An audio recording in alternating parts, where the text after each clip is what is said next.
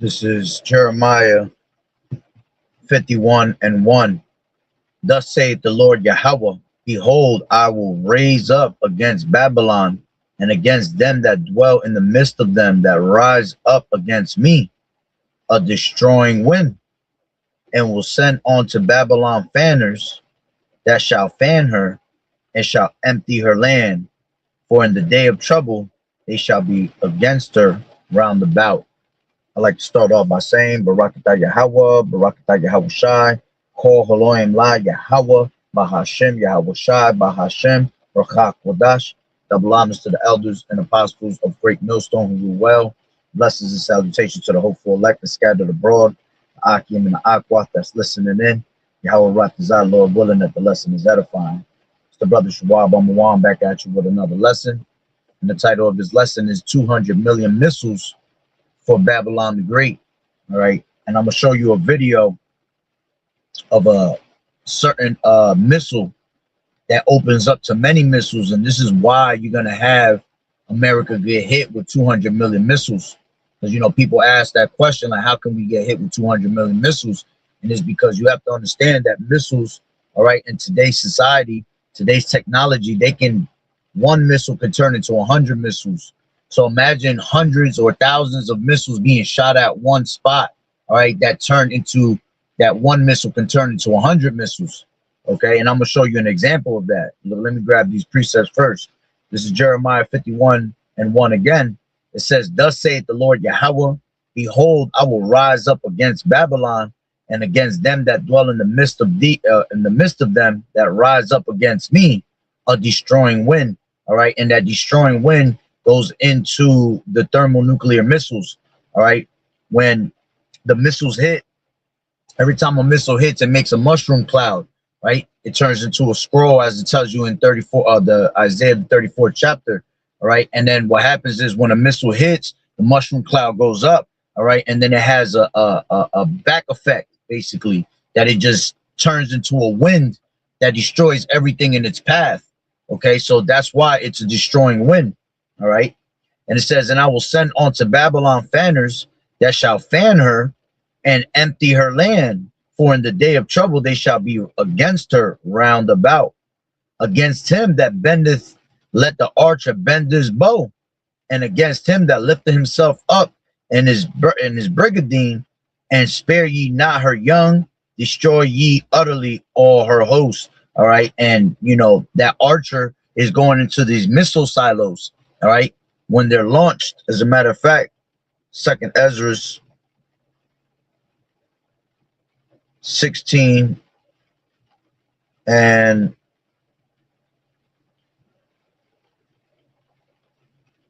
13. For strong is his right hand that bendeth the bow, and his arrows that he shooteth are sharp, and shall not miss when they begin to be shot into the ends of the world.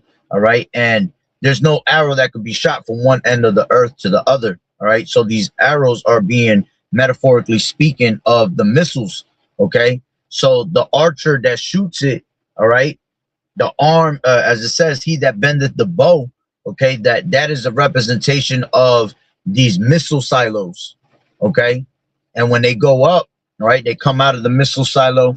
All right. And as it tells you in Revelations, the 9th chapter, it talks about how they look like serpents, okay?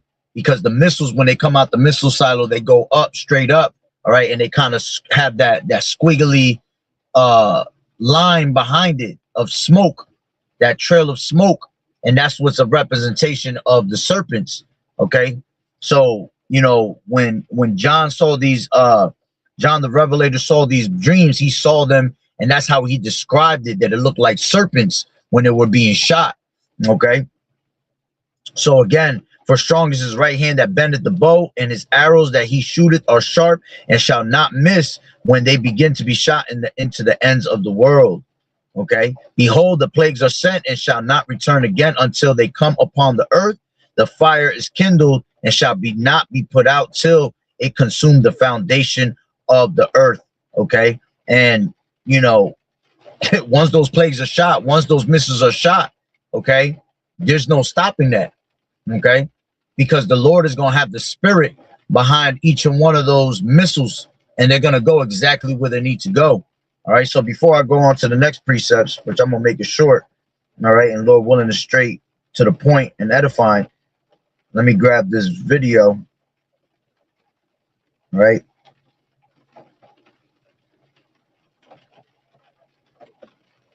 Well, let me connect it to my Bluetooth real quick. She might not be able to hear because the rain.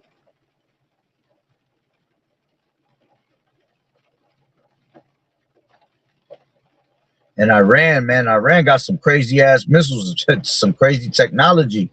All right. And that's beautiful because, hey, let the weak say I am strong. This whole entire time, they just been, you know, putting their little missiles together, you know, putting all their technology together, all right, for this day of battle.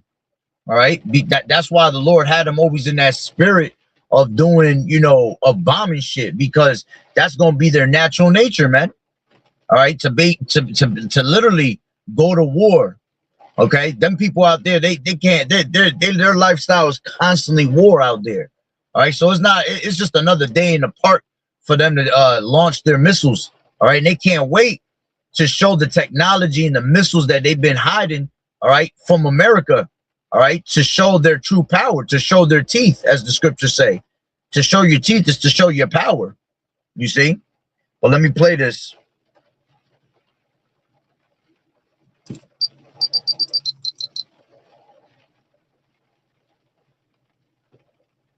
Holy crap, Iran has launched a Karam Shar missile. 80 separate warheads were able to get into Tel Aviv, and all of them had a direct hit. Here is another angle of this insane scene. This, once it detonates, is impossible to even try to shoot down. And the Israelis don't really know how many of these the Iranians have.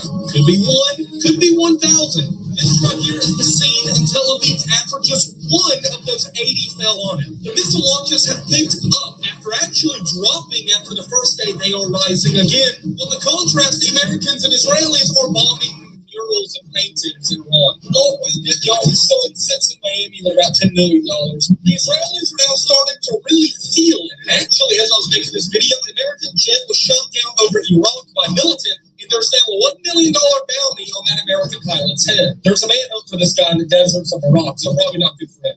More ballistic missiles are getting through into Israel right now, meaning one thing: Israel is running out. Holy crap! Iran is launching. And it's beautiful because, see, man, it goes to show you that Iron Dome ain't about to do shit. Okay, you can't stop the wrath of the Lord. You can't stop the judgment of the Lord. And it's even more funnier that Iran out there painting painting fucking pictures on the ground and got you know, got America missing and hitting shit that ain't even there, man. You see? So they come in with that tactic, man, them war tactics. They built for war. See, America ain't truly built for war like it used to be back in the day. All right? These people have fell off. Okay? Because of the pride of thine heart. It has deceived thee, you know?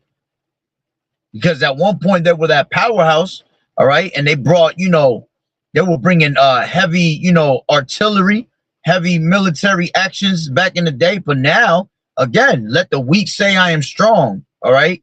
Proclaim thee this among the Gentiles, all right? Now all these other nations have thermonuclear missiles, and now we're in smarter days. Knowledge is being increased on the left-hand side and on the right-hand side. And Yahweh Bashim Yahweh Shah is a man of war. So he has put the spirit on these other nations, all right, to get stronger. And now they are showing their true power, man. Showing you that America has no chance against these nations, right? And that's pretty much why they're trying to back out the war. You know, they don't want no sauce with any of these countries. All right, but it's not in their favor to do to say so. Yahweh Bashim Yahweh Shah musters the host of the battle. All right, the Lord was got them exactly where he needs them to go. Okay, so this bomb, all right, I mean this missile is called Karam Shah. All right, I believe that's how we said it, Karam Shah. And hey, it opens one missile, opens up to 80 other missiles. You see? So now let's grab this. couple precepts and I'll close out. This is Malachi 4:1. For behold, the day cometh that shall burn as an oven, and all the proud, yeah, and all that do wickedly shall be stubble, and the day that cometh shall burn them up, saith the Lord Yahweh of hosts, that it shall leave them neither root nor branch. Okay, and we're coming into that time where you know, America's going to be destroyed from California to New York City, pertaining to Isaiah the 34th chapter. All right, now let's grab Joel 2 and let's take it from, I'll take it from 1. Blow ye the trumpet in Zion, and that's what we're doing, ringing the alarm, and sound an alarm in my holy mountain. Let all the inhabitants of the land tremble, for the day of the Lord Yahweh cometh, for it is nigh at hand. Okay, it says a day of darkness and of gloominess, a day of clouds and of thick darkness, as the morning spread upon the mountains, a great people and a strong, and there has not been ever the like, neither shall be any more after it, even to the years of many generations. A fire devoureth before them, and behind them a flame burneth. The land is as the Garden of Eden before them, and behind them a desolate wilderness. You see, so you know, Garden of Eden was this beautiful place, right? Well, that's how America was looked upon, as this great, beautiful place, land of opportunity, right? Home of the land, home of the free, okay, of the brave, all of that. All right, but then when the missiles come, if you look back at what America was used to be like, and you look now, is gonna be, which is a future reference, right? Is gonna be a desolate wilderness, man. Is going to be annihilated, never to be inhabited again. As the scriptures say, just as the Lord overthrew Sodom and Gomorrah, that's exactly how America is going to be. You see, America is going to be like Sodom and Gomorrah, where Sodom and Gomorrah used to be.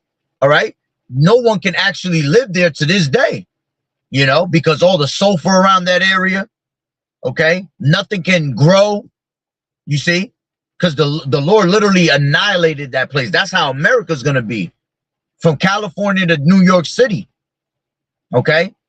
It's going to go up in smoke from generation to generation. Meaning that it's going to get hit so hard with the missiles. All right? As the scriptures tell you in Isaiah 24:20. All right? The earth shall rock to and fro like a drunkard. You see? So it's going to get hit so hard that, hey, man. It's almost going to feel like it's moving out of its axis, okay, the earth. But it's going to get hit so hard that it's going to be a lake of fire, and then it's going to burn for forever, meaning from generation to generation, meaning a very, very long time. All right, basically until that fire puts out itself. You see, as we just read, it's going to consume the foundation. All right, so it's going to keep burning until the foundation is pretty much burnt out. Okay, people gonna be able to see this from a distance. Okay, the men of the Lord, the elect, is gonna be on the chariots, and they're gonna be able to see America being, you know, disintegrated. Okay, it says, yeah, and nothing shall escape them. The appearance of them is like the appearance of horses, and as horsemen, so shall they run. And this is talking about the missiles. All right, that they're like horses, and horses represent power. Okay, it says, like the noise of chariots on the tops of mountains shall they leap, like the noise of a flame of fire that devoureth the stubble, as a strong people set in battle array. Before their face the people shall be much pained, as all faces shall gather blackness. They shall run like mighty men. They shall climb the wall like men of war. They shall march every one on his ways, and they shall not break their ranks. Meaning what? That the missiles are not going to clash with each other. All right. They're not going to break ranks. They're not going to be destroyed by defense systems. Okay. They're not going to be duds. Okay. Every single one of these missiles. All right. which is going to come from all these nations round about her, all right, even the allies of America, and the main one being Russia, according to Ezekiel, the 38th chapter, all right, all of them, all right, every single one of those missiles that are going to be shot are literally going to destroy America. They're going to obliterate America, man. Okay.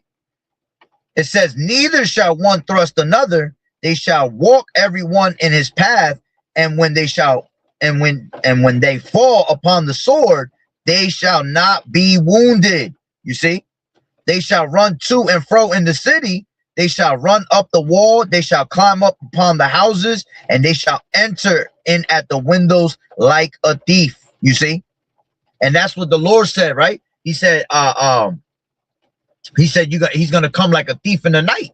When you least expect it, these missiles are gonna come out of nowhere. And it's ultimately gonna be when Esau, in the height of his sufficiency, right? In the fullness of his sufficiency, right?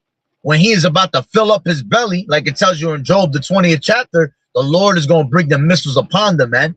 Just when he thinks that he got the world in the palm of his hand and that he can never be touched, you see, that's when the Lord gonna bring, you know, as the scriptures tell you in Isaiah, the 47th chapter, right? Come sit in the dust, O virgin daughter of Babylon, man.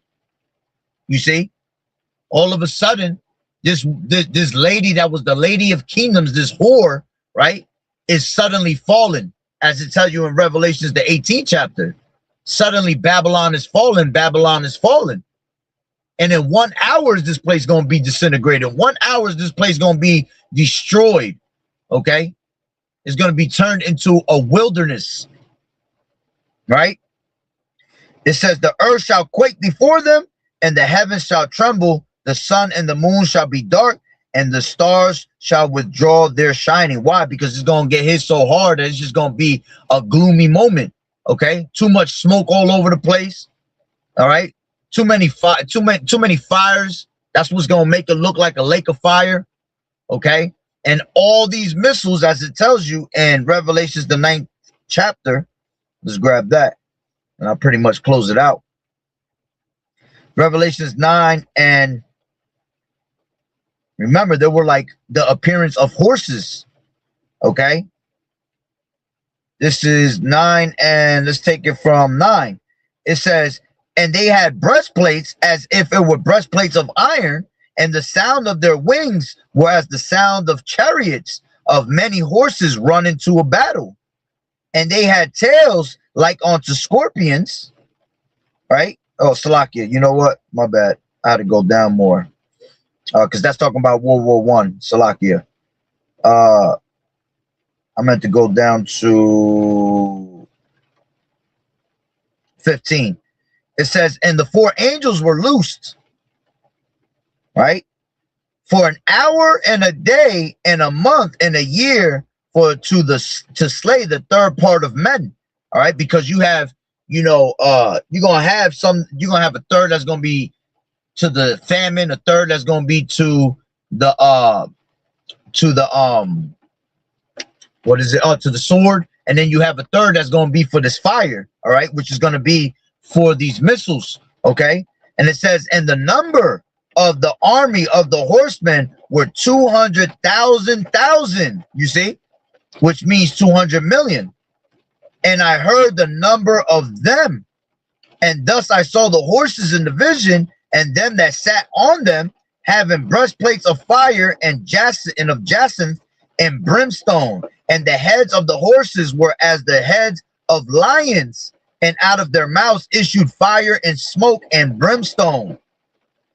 By these was the third part of men killed, by the fire and by the smoke and by the brimstone which issued out of their mouths.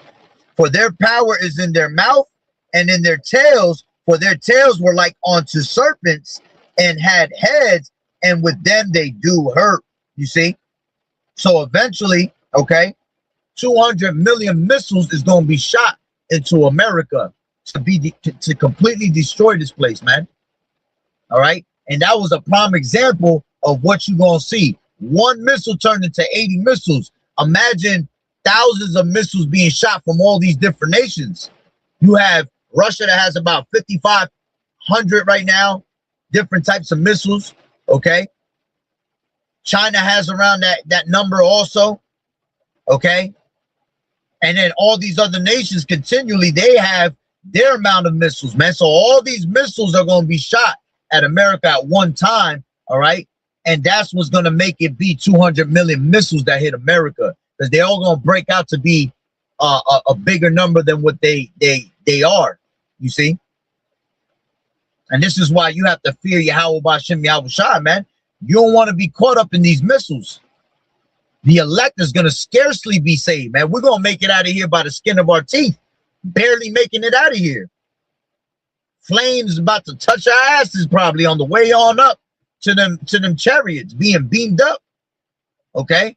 But nevertheless, the Lord's going to beam up the elect and protect us, you see.